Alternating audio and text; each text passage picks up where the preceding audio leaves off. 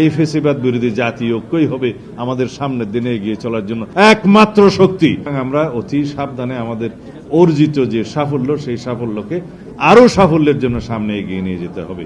আমরা চাই আমরা সবাই যেভাবে ঐক্যবদ্ধ হয়েছিলাম ফেসিবাদ বিরোধী গণতান্ত্রিক আন্দোলনে, যেভাবে আমরা ঐক্যবদ্ধ থাকার কারণে বিজয়ী হয়েছিলাম, যেই কারণে ফেসিবাদের পতন হয়েছে, পালিয়ে যেতে বাধ্য হয়েছে, সেই রকম ঐক্য যেন আমরা বজায় রাখি।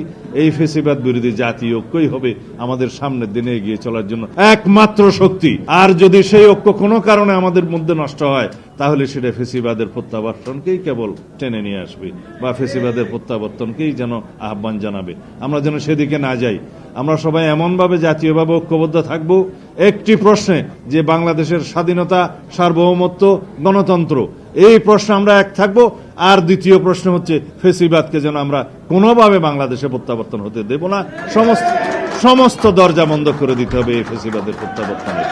আমরা জুলাই সনদ প্রণয়ন করেছি এবং মোটামুটি সবাই স্বাক্ষর করেছেন। এখনো এনসিপি সহ দুই একটি দল স্বাক্ষর করার সুযোগ পায়নি, কারণ তাদের কিছু দাবি দেওয়া আছে। সেই দাবি দেওয়ার প্রেক্ষিতে আলাপ আলোচনা হচ্ছে। হয়তো আশা করা যায় তার একটা সুষ্ঠু ন্যায়ানক সমাধান হবে, তারপরে তারাও স্বাক্ষর করতে পারবেন। তাহলে এই জুলাই সনদ হবে জাতীয় জীবনে রাজনৈতিক সমঝোতার একটা ঐতিহাসিক দলিল, পূর্ণাঙ্গ দলিল, যা বাস্তবায়নের জন্য আমরা সবাই প্রতিজ্ঞাবদ্ধ, অঙ্গীকারাবদ্ধ। এবং সেই বাস্তবায়নের জন্য সুনির্দিষ্ট ফোরাম হচ্ছে একটি নির্বাচিত জাতীয় সংসদ। এখানে কোন দলের সেই বিষয়ে কোনো দ্বিমত নেই, কিন্তু সেই জাতীয় সংসদে জুলাই সনদ বাস্তবায়নের জন্য যাতে জাতীয় সংসদ বাধ্য থাকে, সেইটার একটা আইনি ভিত্তি রচনার জন্যই এখন সেই প্রস্তাব জাতীয় ঐকমত্য কমিশনের কাছ থেকে প্রস্তাব অথবা সুপারিশ সরকারের কাছে দেয়া হবে। সেই সুপারিশটা দেওয়ার পরেই আমরা জানতে পারবো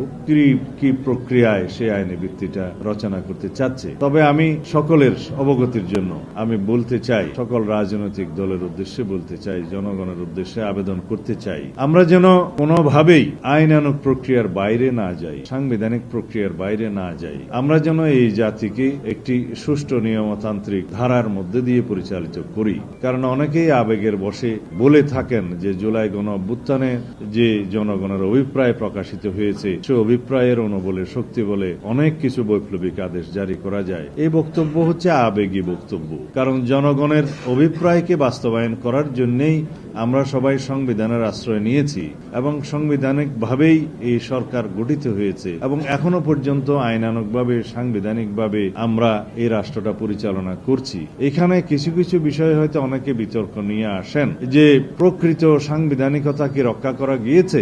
আমি সবসময় উত্তর দিয়েছি, যত কিছু আমরা 106 এর মধ্য দিয়ে, সুপ্রিম কোর্টের অনুমতির মধ্য দিয়ে আমরা বৈধতা দেওয়ার চেষ্টা করেছি, তারপরেও কিছু কিছু বিষয় আমাদের কাছে এমন মনে হয় যে সংবিধানের কিছু কিছু ধারা বোধহয় অ্যাব্রোগেটেড হয়েছে। কিন্তু সেটার লেজিটিমেসি পরবর্তী পার্লামেন্টে অবশ্যই সরকারের কর্মকাণ্ডকে যখন বৈধতা দেয়া হবে, তখন সেটা সংবিধানের 4th তফসিলে ধারণ করে তাকে বৈধতা দেয়া হবে, রেটিফিকেশন করা হবে। অন্যান্য আইন কানুন যেগুলো পাশ হয়েছে সেগুলোরও রেটিফিকেশন লাগবে। এই প্রক্রিয়ার মধ্য দিয়ে যদি কোন রকমের কোনো ব্যত্যয় হয়ে থাকে, সেই ব্যত্যয়গুলোকেও বৈধতা দেয়া হয়ে থাকে। এটাই নিয়ম, এটাই আমাদের ঐতিহ্য এবং সাংবিধানিক ঐতিহ্য বাংলাদেশে এইভাবে রক্ষিত হয়েছে। সুতরাং আমরা সেই দোহাই দিয়ে যেন আবার এমন কোন অসাংবিধানিক পদ্ধতির দিকে না যাই, যাতে ভবিষ্যতে এটা নিয়ে আবার প্রশ্ন উঠবে যে যার আদেশ জারি করার কথা তিনি করলেন না, যেভাবে আদেশ জারি করার কথা সেভাবে হলো না।